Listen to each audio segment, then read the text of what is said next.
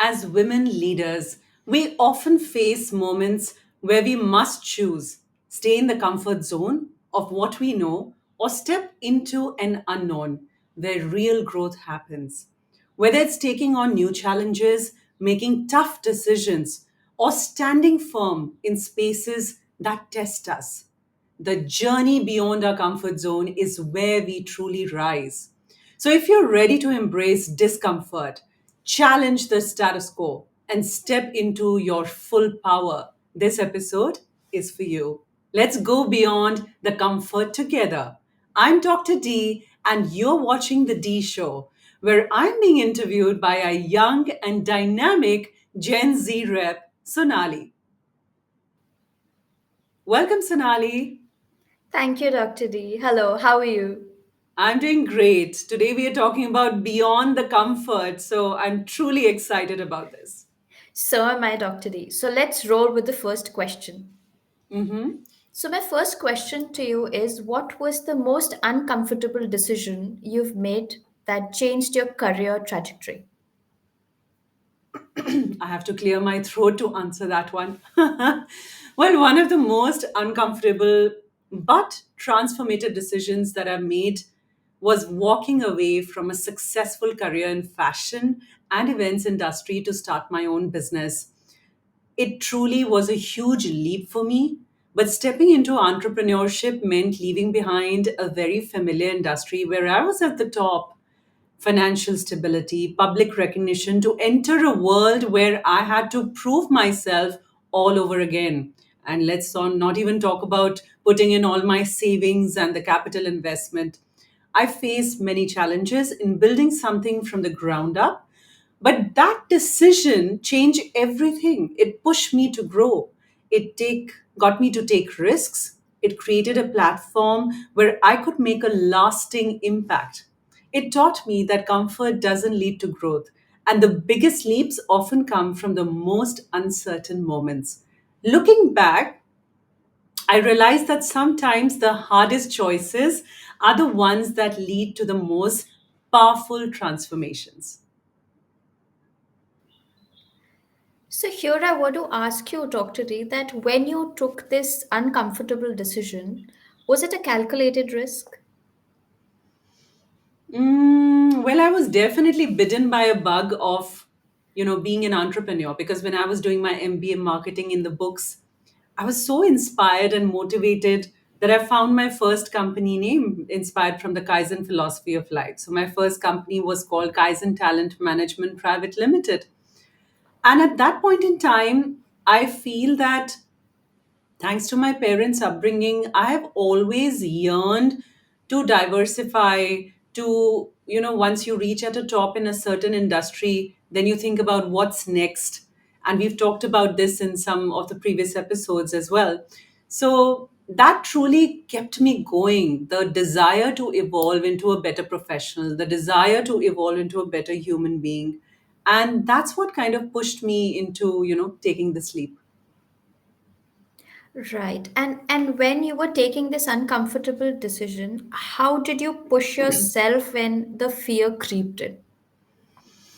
Well, the fear creeps in really, really loudly. I must say that when you decide to be an entrepreneur, you are put in with so much of self doubt because it's not just one decision. You have to organize so many tiny decisions, which makes into a big plan for you.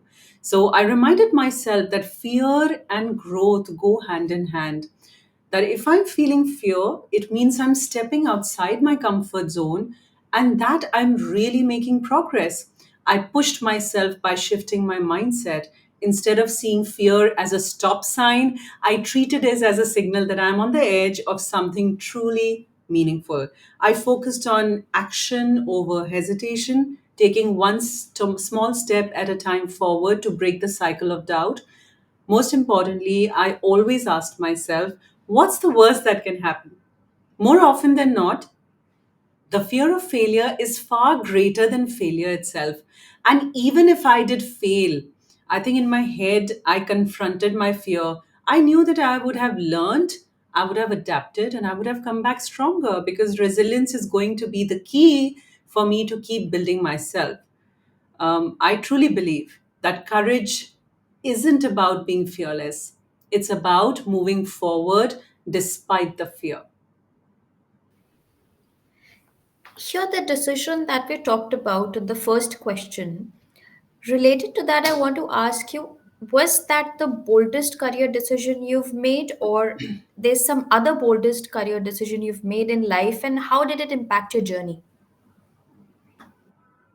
No, it's different from my first answer, Sonali. The boldest career decision I have ever made was walking away from the very company, my first company that I built, my passion project, my baby. You know what happens is when you begin with a startup after years of experience, then you realize that you're putting in your heart, soul, energy, as if it's a little toddler that you're nurturing to grow up. So for years I poured my heart and soul into it. I shaped its culture.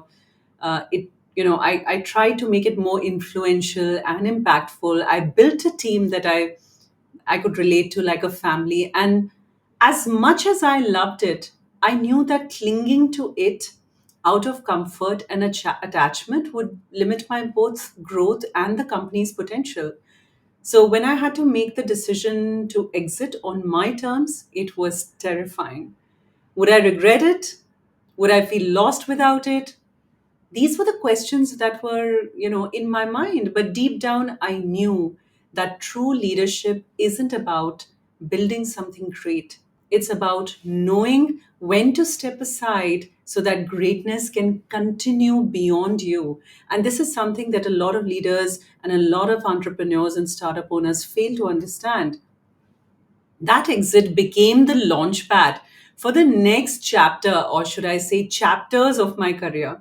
It freed me to explore new opportunities, mentor other founders, redefine my impact on an even larger scale. It taught me that success isn't about holding on, it's about the courage to let go and trust what you've built to serve a certain purpose. Only thing, somebody else would be steering the wheel.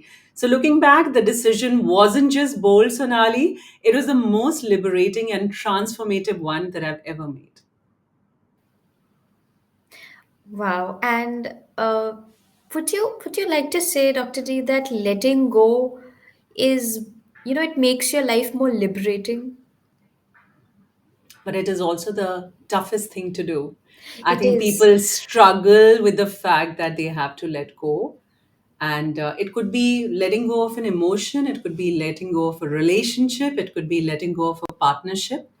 But if we master the art of assessing and understanding the right time of letting go, being guilt free about it, I think then you just become a very, very strong character in a person. You do. And I myself, it's very hard for me to let go at times. But thanks to mentors like you, that I learned pretty soon.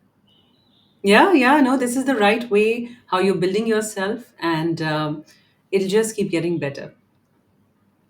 I am sure. Thank you.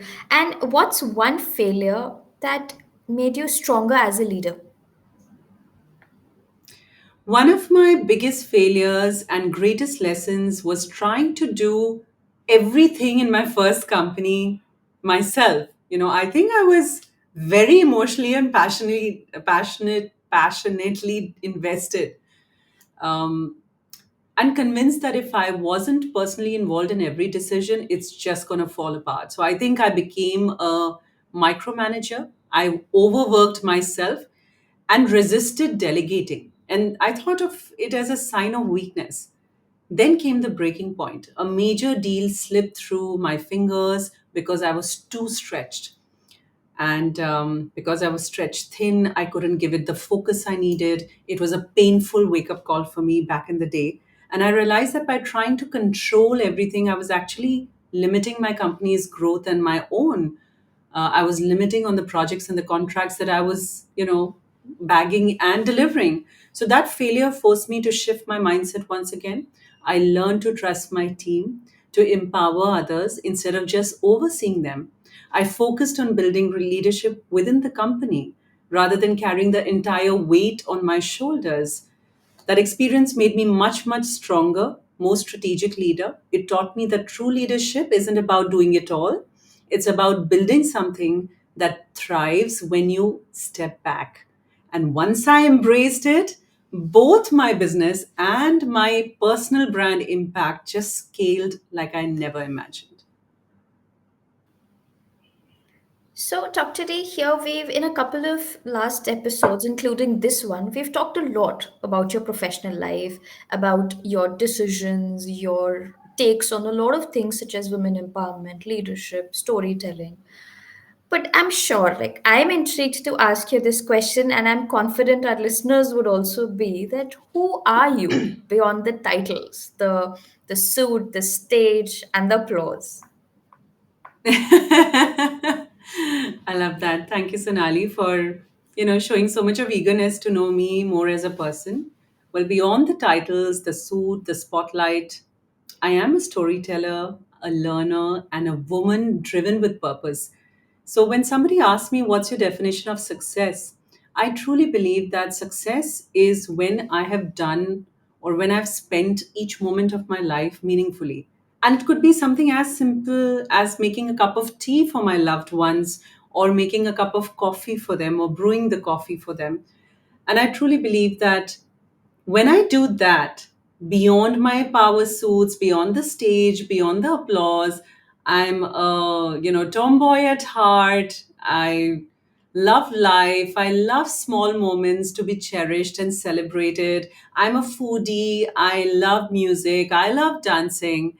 I'm someone who believes in the power of rising again, recalibrating, readjusting, and researching. So I'm deeply passionate about not just empowering myself, but also empowering others to bring their voice notice, to break barriers, to redefining their own terms. Because I truly believe that all these titles are very subjective. Everybody defines them and understands them very, very differently. And beyond the boardroom, I am a daughter, I'm a friend, I'm a wife, I'm a mentor, I'm a dreamer. I find joy in very simple moments.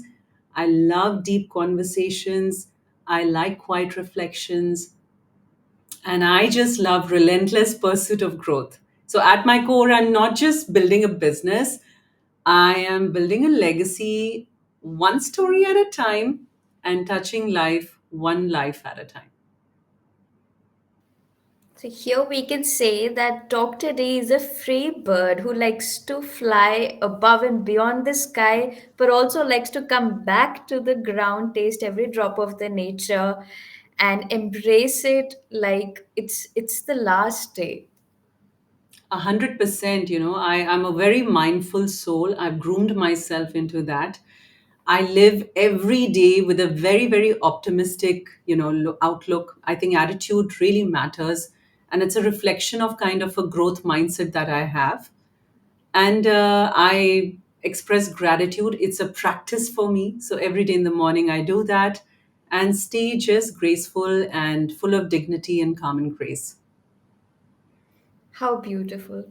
Dr. D, many people fear change. So what advice would you give to someone hesitant to keep a step beyond another apart from their comfort zone, like coming out of their comfort zone? Well, change is certainly uncomfortable, but staying stagnant is a far riskier choice.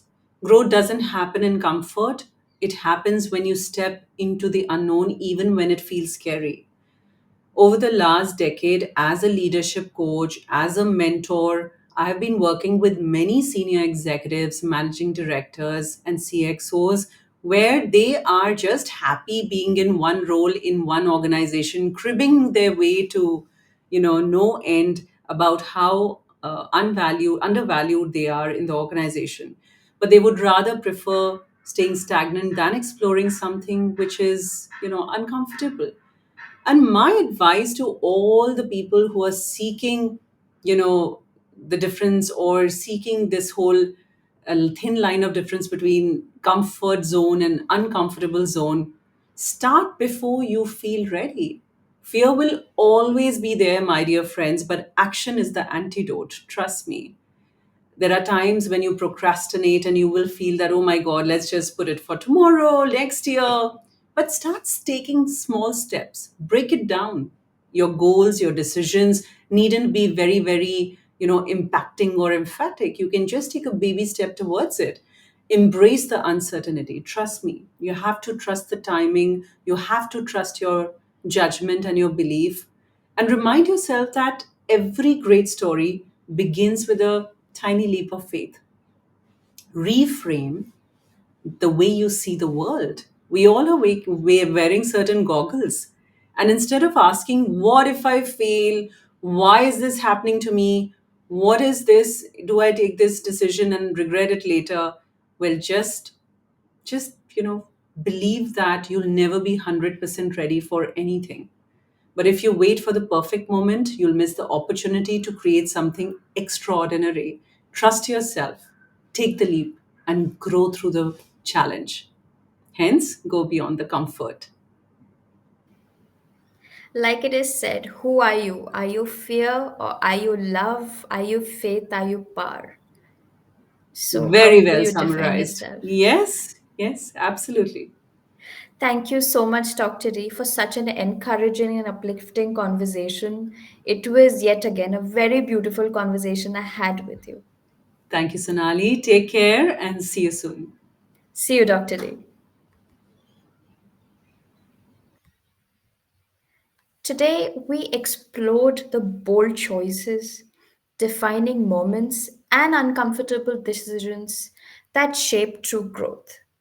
From facing fear head on to embracing failure as a stepping stone, we've seen how resilience and courage pave the way for meaningful success.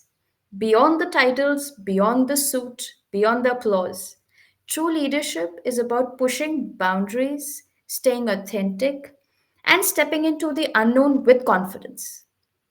To our listeners, trust yourself, embrace the discomfort, and take the next step.